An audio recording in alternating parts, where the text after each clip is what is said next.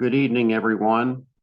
This is Joe Meinert. I'm the City of Bowie Planning Director. I'm here to introduce the stakeholders meeting for the Consolidated Storage Facility, which is proposed at 13600 and 13604 Old Annapolis Road. This is a stakeholders meeting sponsored by the City of Bowie, and I'm the Planning Director for Bowie. I'd like to go over a couple of the ground rules that we have for these stakeholder meetings. Everyone who is participating is in the listen-only mode, and the way the stakeholders meeting will work is that we'll have a presentation by the developer. After that, we'll have an opportunity through the Q&A function to have you type your questions in. Then I will read the questions, and hopefully we'll get answers from the developers and all the representatives who are here on this meeting. The meeting is being recorded, and we make the meeting available on the city's YouTube web channel for future viewing. So only those who have registered for this meeting are in the meeting, and so the meeting will be available for anyone to view on the city's website.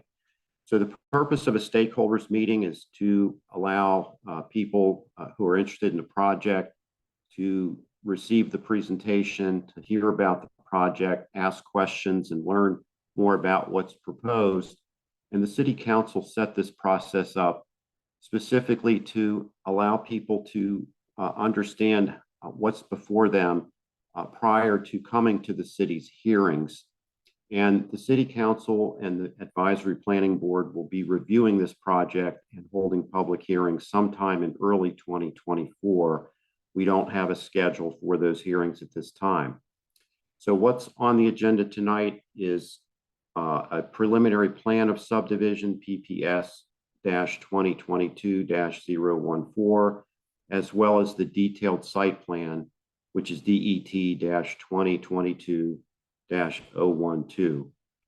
I did want to mention, in case you don't know, the City of Bowie does not have the zoning and planning authority. Prince George's County has that authority.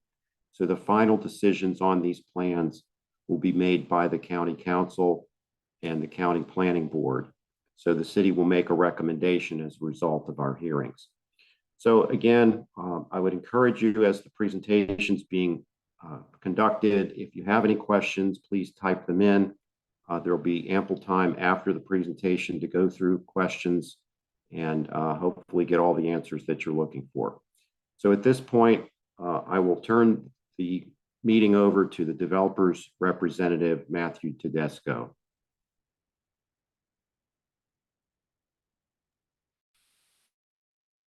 Good evening, everybody. Thank you, Joe, for that introduction. My name is Matthew Tedesco. I'm a land use and zoning attorney in Prince George's County with offices in Greenbelt. With me this evening, we have a number of representatives on behalf of the property owner and applicant, which is Premier A2 Bowie, Maryland, LLC. With us this evening, we have Mr. Scott Cooper, who is a representative of the owner and applicant.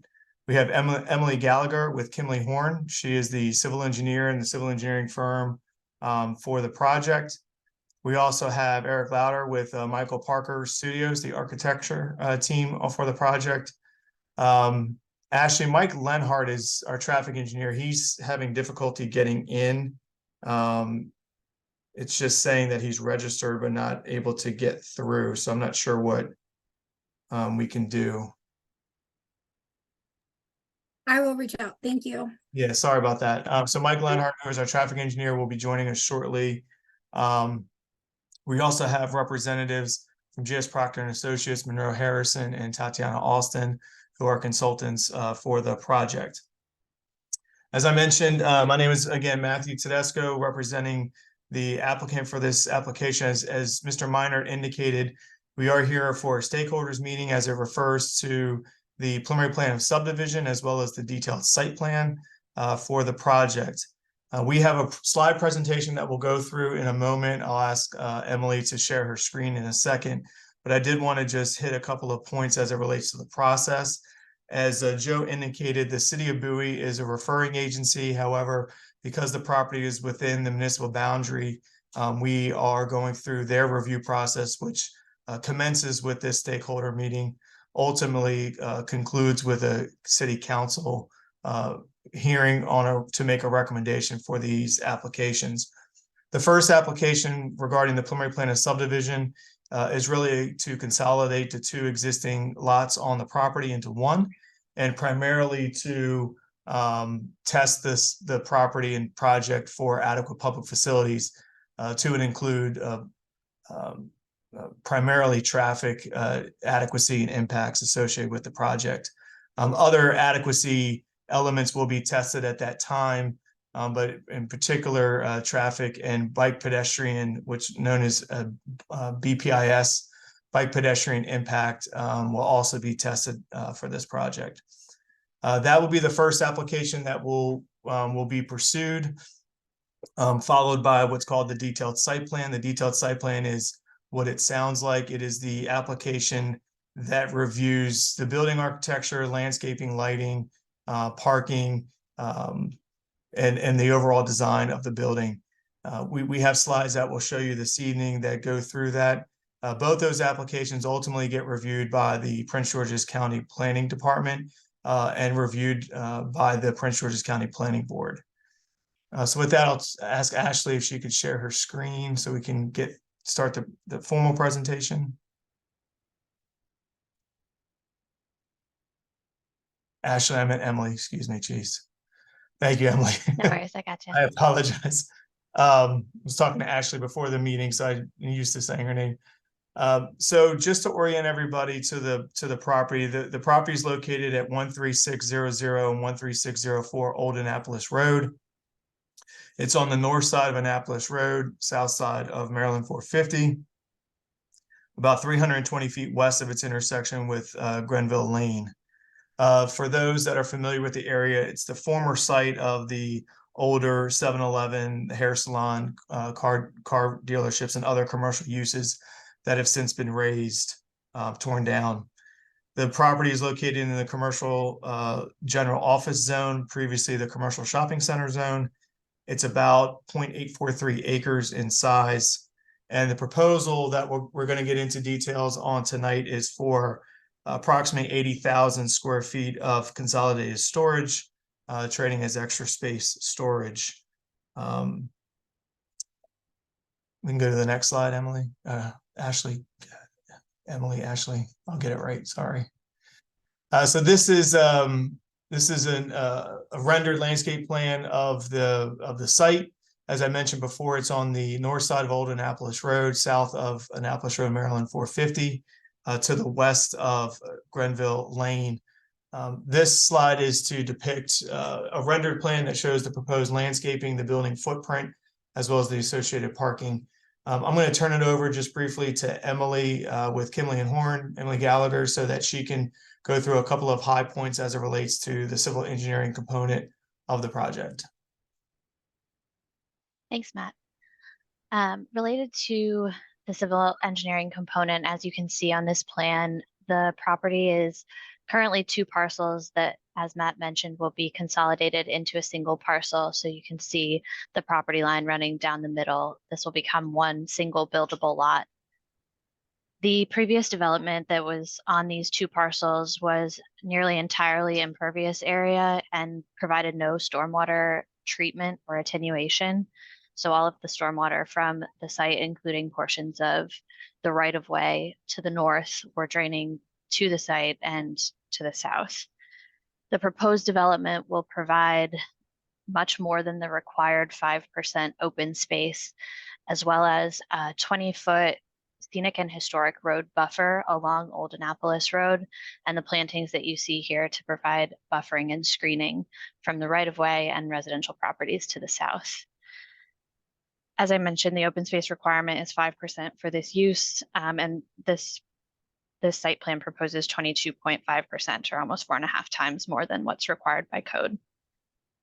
The development will meet all landscape manual requirements and zoning code requirements, and we're not proposing any special exceptions.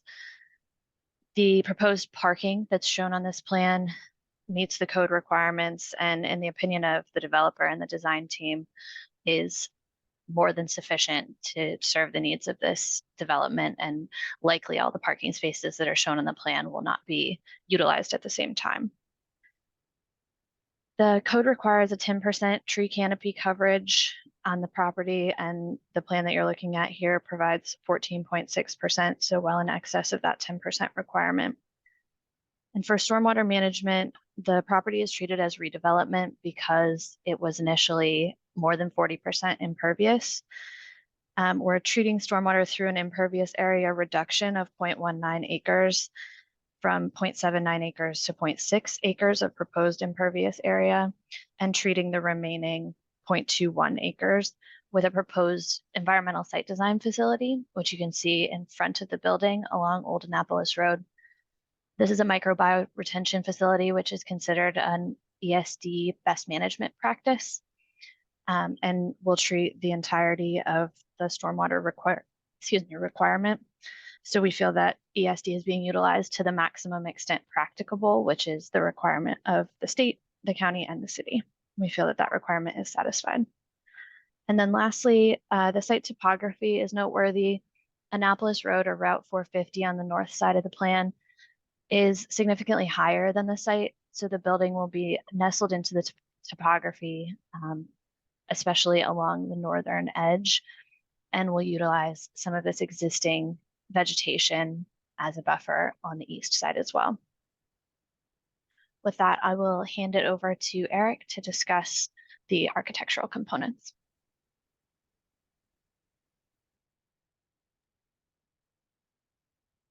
Thank you, Emily. This first slide shows the main elevation along Old Annapolis Road. The materials that we're using on the building are pretty straightforward. We're using a synthetic stucco for the majority of the building with a masonry brick base, which is indicated here in this sort of orange color at the bottom. The palette sort of earth tone and white with charcoal accents. The main entrance to the office area of the building is going to be there on that left-hand end where you see the glass down at the ground level. There'll be canopies above that entrance, and also the main entrance where people will bring their storage needs. Let's flip to the next slide, Emily. So this is looking from the left-hand end of the building. You can see the main entrance to the office there in the center of the building with that canopy. And then the higher canopy beyond that would be the entrance to the main storage area for clients. The lower elevation is the Annapolis Highway side of the building, and basically the same materials on that elevation as well. That's kind of that in a nutshell. Thanks, Eric. Emily, do you have the 3D elevations that we can show real quick?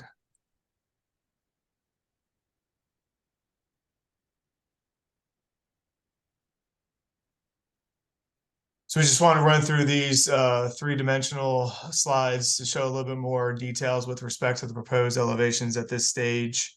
This is looking east along Old Annapolis Road with Glenville in the background. Annapolis Road, Maryland 450 to the left of the building. You can go to the next one.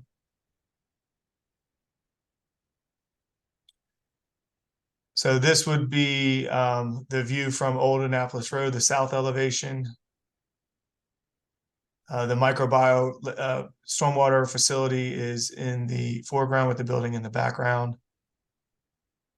You can see the building steps down as it goes from north to south. Next slide, Emily. This is the northern elevation along the Annapolis Road frontage. Not completely reflecting the full landscape treatment that will be on that side of the road. There'll be additional plantings, but obviously this is to highlight the elevation, architectural details more than the landscaping. Next slide. This would be a view as you enter into the site from Old Annapolis Road.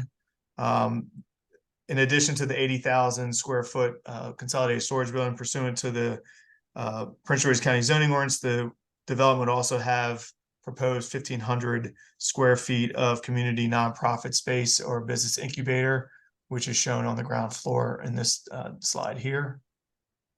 Next slide. This is a view at the southeast corner, so looking west as you're coming down Old Annapolis Road from Glenville. This also doesn't depict the existing vegetation and woodland that Emily referenced on the east side of the building on the adjacent property where the transmission line is, the cell tower. So not really, again, more representative of what the elevations are, not necessarily what you'll see upon development, because there's a significant existing woodland and a buffer along that side of the building that will remain. Next slide. Another perspective from Annapolis Road. Again, same comment with respect to the landscaping.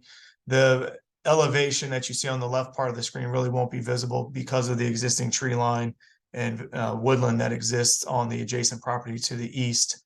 But again, this is to reflect the building elevations. Next slide. This is traveling east on Annapolis Road. Again, not really showing the topographic differences as the building sits down a little bit, as well as the existing woodland and buffering that will remain in the background. But again, showing the perspective from Annapolis Road. Next slide.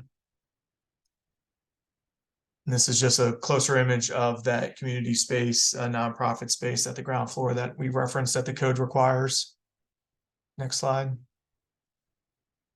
This is the entrance, more or less, the loading area of for the units. Again, all the units are internal to the building.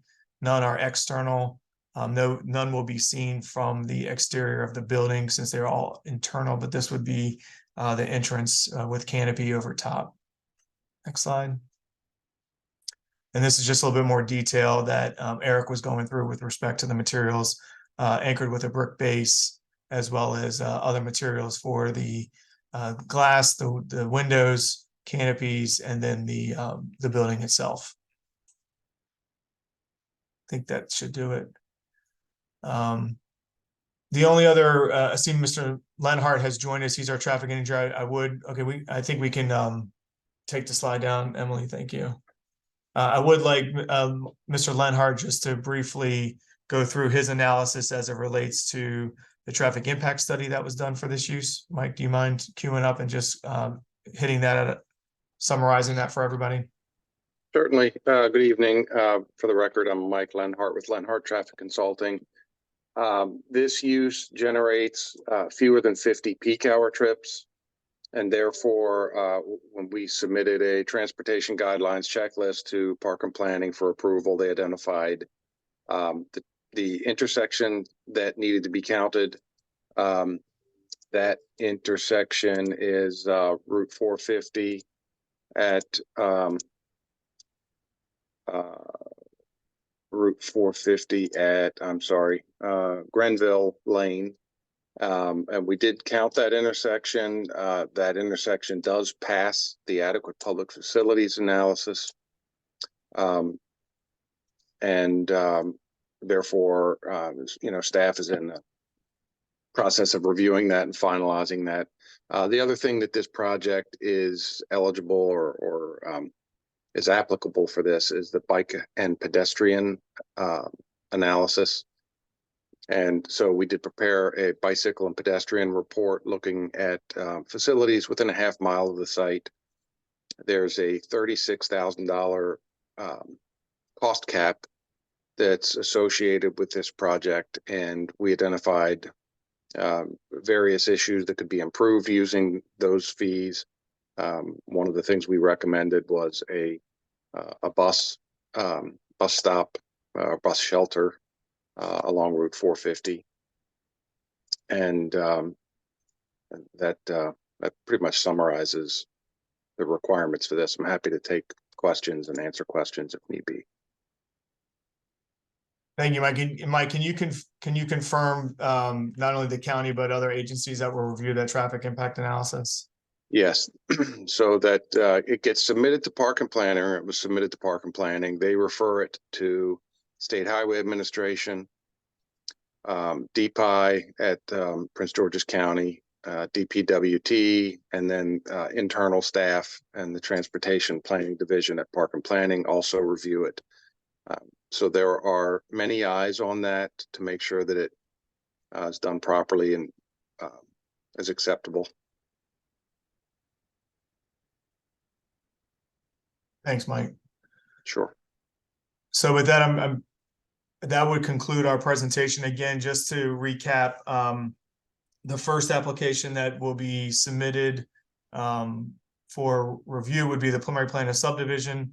Again, the crux of that is the adequate facilities testing that goes along with development in the county, to include the traffic impact analysis that Mr. Lenhart referenced before. These uses are a very low traffic generator from a trip capacity standpoint. So as far as commercial uses, they are a very low traffic generating use, which is typically to the benefit of the surrounding area. But that will be reviewed by the county as well as county Park and Planning and county agencies and state agencies with the preliminary plan of subdivision and the adequate public facilities certificate. The detailed site plan will follow that. Again, that will be the plan that references the architectural design, building materials, lighting, landscaping, those types of details, and that will follow the preliminary plan of subdivision. So at this point, given where we are in the process, we are still very early in the process. We wouldn't expect public hearings on this application till the spring or summer at the very earliest of 2024. So with that, Mr. Minor, I think that would conclude our presentation, and happy to address questions from the audience. Okay, thank you, Matt and the team. It was a very interesting presentation, and I'm glad you had so many drawings that show the type of development that's proposed. Before we go on to the questions, I want to just reiterate that we are only taking questions through the Q&A function. So if you think of something you want to ask, go ahead and type it in, and I will read the questions out. We're not responding to raised hands as part of this process. So if we can work through all of the questions, if there are no other questions, then we will end the meeting. So the first question that came up, and I think I can try to answer part of it. The resident asked what benefit there is to having a multitude of storage units in the area. The growth in the area is extensive. Why not have more meaningful business in the area? So that's a broad question. What I wanted to do is explain a little bit about the restrictions on the number of storage projects. Earlier this year, the county council decided that under the new zoning ordinance that went into effect for the county in 2022, that there was too much potential for storage units, and the county council actually passed the legislation earlier this year that restricted and limited the amount of storage that could happen in the various zones. And so this particular site, which is zoned CGO, Commercial General Office, that zone provides for a wide range of commercial type of activities. And under the previously approved zoning ordinance, the property owner is entitled to proceed with a storage project at this location because they met the requirements of the grandfathering of the bill that was passed this year. So one of the things that Matthew had mentioned in his presentation was about community-oriented space that's required to be included in these projects. And that was as a result of that legislation this year. So they're providing every storage project has to provide this as a benefit to the community. The broader question about what other types of businesses, the city is engaged in economic development activities. We're trying to encourage as much good business base as we can. We have an economic development department that is pursuing that every day. But I don't know if there's additional comments, Matt, that you would want to make regarding this question about the number of storage units in the area and why we could not have more meaningful businesses in the area. Yeah, thank you, Joe. I agree with your response. Due to the council's legislation earlier this year, the ability to provide these types of uses in other areas is going to be extremely restrictive, which will unfortunately exacerbate the need for these types of uses in certain areas. In this particular area, the question is well based with respect to the emerging area that is, Bowie and the municipal boundaries of Bowie, but in this area in particular, for these types of businesses and uses, the industry standard usually looks about at a 3 mile radius, as far as whether there is, from their business perspective, desire to go into a certain location, as far as whether there's going to be demand. There is not a requirement to satisfy a needs analysis for this application, but any applicant, property owner in this case, who has purchased the property, investing millions, tens of millions of dollars into the property, into the project, is not going to make that type of investment unless they are confident that that there'll be citizens and tenants for this building. And so looking at the 3 mile radius, there are only 3 other facilities within that area, geographical area, that we would consider the trade area for this. And per capita, there's about 2.2 square feet of storage availability. In an area like this, and in Bowie in particular, the average in the United States is about 7 square feet per capita.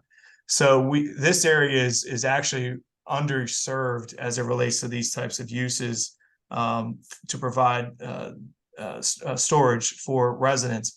In addition, the other facilities, one in particular, they're all public storage ones. One in particular is old. It's not climate controlled. They don't necessarily have the same type of incentives or advantages that this new facility, the newer facilities, and this one in particular, will provide. State-of-the-art type of lighting, green elements associated with the development. Emily talked about the stormwater component. None currently exist on site. So, this development at this location brings a lot of incentives, and also we feel very confident meets a demand in the area as it relates to this area really being underserved for this type of use. The other thing I would just conclude by saying is that because this use it really doesn't have significant impacts, if any, really impacts on the adequacy or infrastructure. It doesn't impact schools. It doesn't impact police, fire, safety. It's not a significant traffic generator. The trip caps and trip allocations for these uses are very low comparatively to even the prior uses that were there that, were used to be a 7-Eleven and a daycare, which generates far more transportation impacts than this use does. But it is a very significant taxpayer, not only to the city, but to the county.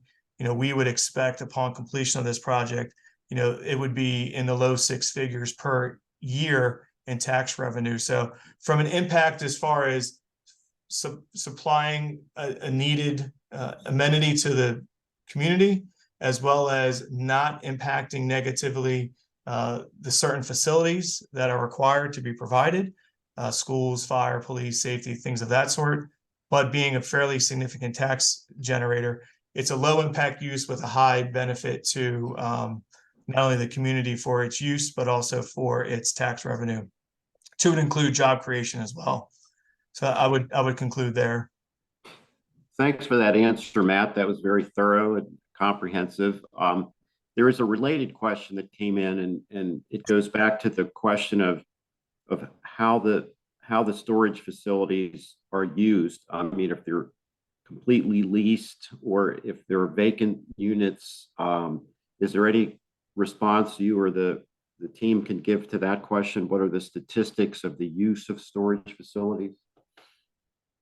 Yes, and I'll turn to Scott, Scott Cooper, who's the representative of the owner, and he can go into kind of the lease up, how these things are looked at from an annual perspective. It's not typically leased like, you know, other office buildings or homes, because it can be shorter term lease turnarounds, but I'll let Scott get into the details of that as far as the business side of it.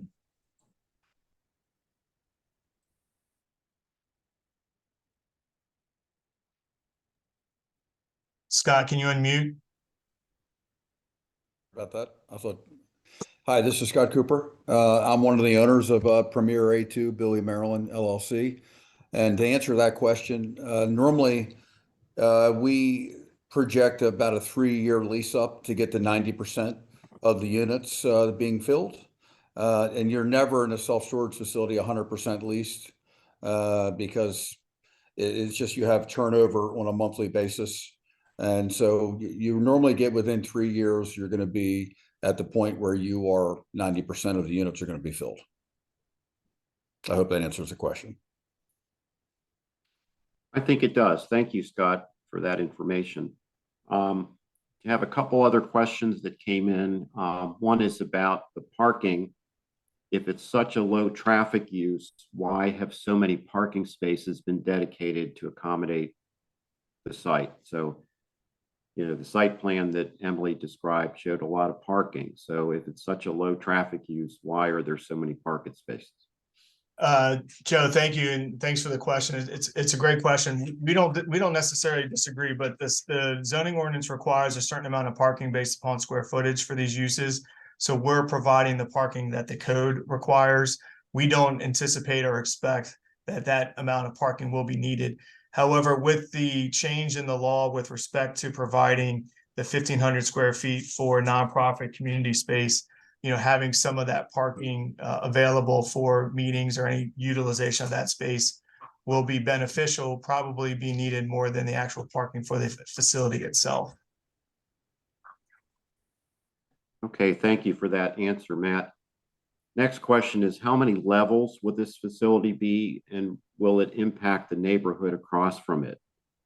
Another really good question. So as part of the new zoning ordinance, among many other factors to include green initiatives and building requirements that we will be adhering to at the time of detailed site plan, there are other components with respect to applicable neighborhood compatibility standards. Not all of the neighborhood compatibility standards are applicable, but the ones that are, we will be meeting and have to meet.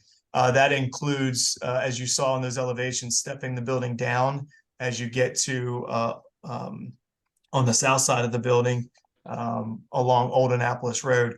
So along Annapolis Road, Maryland 450, the building is 5 stories, which is consistent with the height requirements of the zoning ordinance, and then steps down as you get to Old Annapolis Road, theoretically closer to the residential single-family detached residential lots on the south side to 4 stories. So the building does step down to address height as it relates to the zoning ordinance requirements for compatibility. And I'd point out that the county zoning ordinance, the new ordinance that I've referenced that was approved in 2022, has a lot of very rigorous site planning standards and includes, you know, things like neighborhood compatibility, site lighting, landscaping, green features that were mentioned. So if you wanted to see the county zoning ordinance, you could see how specific the county gets and how demanding it is in order to get a site plan approved. So there are a lot of standards in place that will are designed to impact, you know, lessen the impact on the surrounding neighborhood. Yeah, and I'll just buttress that, Joe, by saying, in particular with this type of use, consolidated storage use in the county, the new zoning ordinance paid very close attention to making sure that the architectural treatments and features of these buildings were such that they're not, you know, are typical consolidated storage plans, I would say, from what we've seen in the county historically over time. You know, the older roll-up door exterior unit type. These new buildings are very modern, architecturally pleasing, as well as green, and that's all pursuant to the new zoning ordinance requirements, as you mentioned. So again, all that will come into greater focus with the detailed site plan, but we did want to share those elevations with you tonight. So we appreciate that. Okay, Matt, just another follow on, and you just referred to green building standards. The question was, did you think about using a green roof on the project, or could you discuss any of the other green features that would be included with this building? So that's all still coming into focus, Joe, but it's a good question. I mean, certain things that we know now that will be included and will score towards the green building requirements of the zoning ordinance. We will have a white reflective roof. Eric or Scott can elaborate more on that, but it'll be a white reflective roof, so it reduces the heat island effect of typical construction regarding the roofing. We'll have LED lighting within the facility, low flow fixtures within the bathrooms. Eric, did you want to hit on any other ones? I may be mistaken. Probably SEER rated, energy efficient, climate controlled HVAC systems.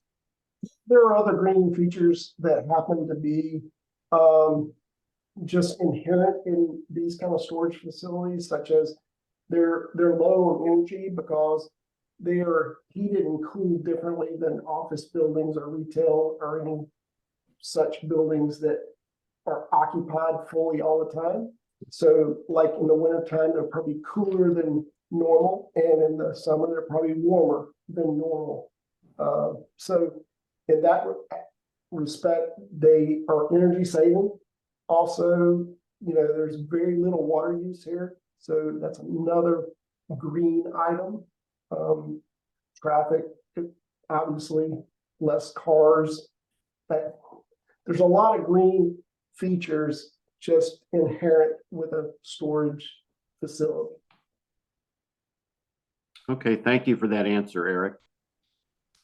Next question is, and this is, I guess, goes to the subdivision application. Assuming this project for some reason would not proceed, if the two lots are not combined into one lot, then what is the likelihood of the lots not being combined? So I think it relates to whether or not the project would proceed if you could not get the approval to combine the lots. Yeah, so the combination of the lots, we were actually proposing to keep it as two lots. There's no requirement that it be one lot. From an address, tax account, and just kind of making it cleaner, it makes sense to consolidate them as one. So they'll have one property address going forward, one tax account going forward, one buildable lot. But as they sit today, you could subdivide them into two lots. It wouldn't really impact things. The real question is related to the adequacy testing that's done at the time of preliminary plan. So whether it's one lot or two is really not dispositive. Okay, I think that answers the question. Next question is, what is the projected revenue of the facility? Is that a question you can answer? I can't answer. I'm going to answer that question, Matt. I think that is a private business thing for us, and I'd rather not answer that question. I know that, Matt, you referenced the tax benefits of these types of uses. They pay a lot of taxes and don't, real estate taxes. They don't really generate a need for a lot of public services. But do you have any information, any numbers handy on estimated tax revenue that would come from a storage facility? Yeah, we would expect, again, we don't know exactly because it's all based upon the assessed value upon substantial completion of the project. So the assessment office at the state will ultimately determine its assessed value of the property And so that number will affect the ultimate tax liability annually for the property. But we would expect, just based upon experience and other projects, that number would be in the low six figures annually. Okay.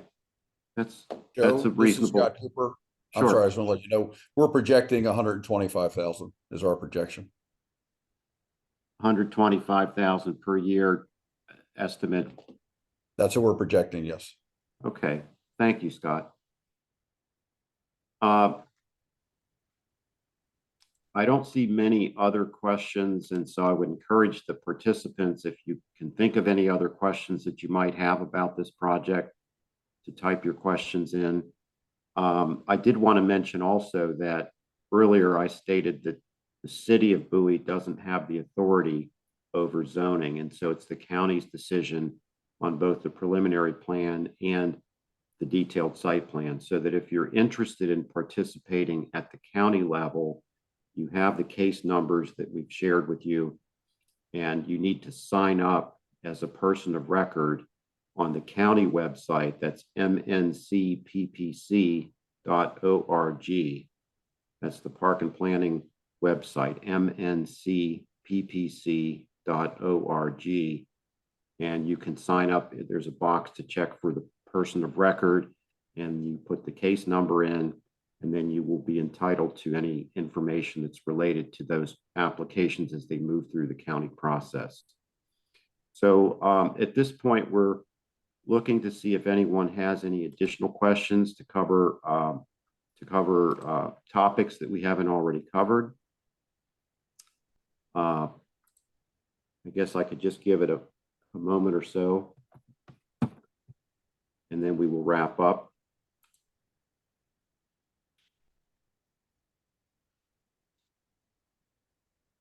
Question, will there be another meeting? I had stated at the beginning, I'm the City of Bowie Planning Director. My name's Joe Meinert, and the city will be holding hearings probably in February, March timeframe on both applications.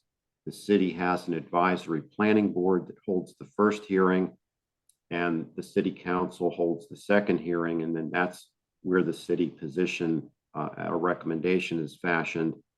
And then we'll send a letter to the county planning board for these applications with whatever the city council decides to recommend.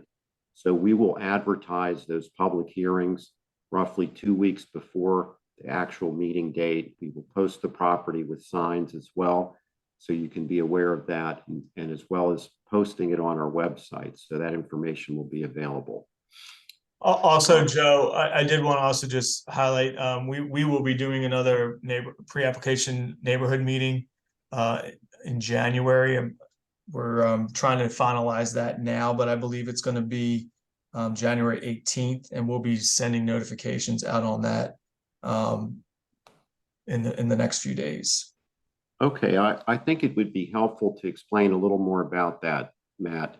Sure. So there was what the new zoning ordinance, among many of the things that we've talked about tonight, with respect to just, regulations and standards, also created a new pre-application process that Joe mentioned before, as it related to that council bill that the county did earlier this year, and this project being able to move forward under the CGO zoning. There was that pre-application neighborhood meeting was held back in August of 2022. Because it's been some time since that first one was held, we're going to hold a second one on January 18th.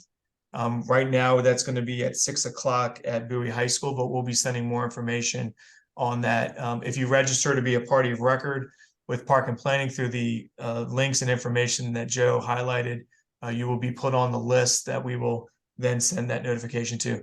That meeting won't be all that dissimilar from tonight's meeting. It's more of an informational meeting that the new zoning ordinance requires of applicants. Not all applications are within the municipal boundary of Bowie. Bowie has this process, which really was the precursor to these pre-application neighborhood meetings. So it'll be similar to what we shared tonight. But I did just want to mention, to answer the question, will there be other meetings in addition to your answer, Joe, we will be doing a second one of those on January 18th. Is what we're targeting right now. And we're going to finalize that and send out those notifications in the next day or two.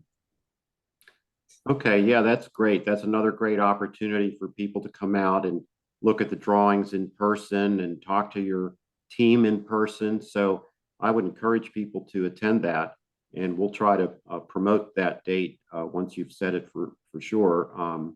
You know, using the city media and our website, we'll let people know about it. And at this point, I guess if anyone has any questions about the city's process, please get in touch with me. I'm the planning director. My information's right out there on the website.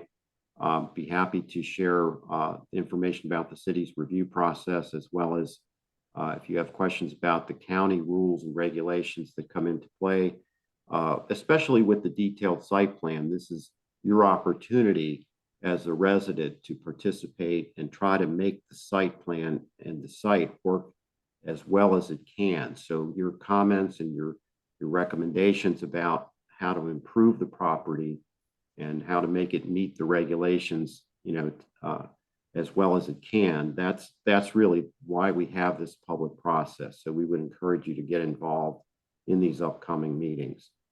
Matt, did you want to wrap up?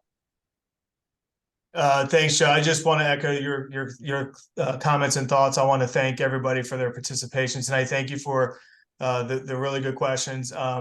My contact information can be provided either from the notification letters that we'll be sending, or if you want to reach out through Joe through the city or any means, you can also just email or call me with any additional questions that you may have. I don't know if there's a way to share that in the chat, Joe, for everyone to have, but please feel free to reach out to me directly for any questions that may come up after tonight's meeting, or please plan on attending the January 18th meeting. We can all discuss in person. We look forward to having that. But I want to thank everybody for their time. I know how precious time is for everybody. Look forward to working together. And Joe, thank you to the city for providing this platform for us to make sure we're having as much engagement and interaction with the community as we can. So with that, I just want to thank everybody and hope everyone has a great evening and happy holidays. Thank you, Matt, and thanks for your whole team coming along and giving us the information. And I'd like to thank all of the attendees. And again, please get in touch with us if you have any other questions. Have a good evening, everyone. Thank you. Thank you so much. Appreciate it. Thank you.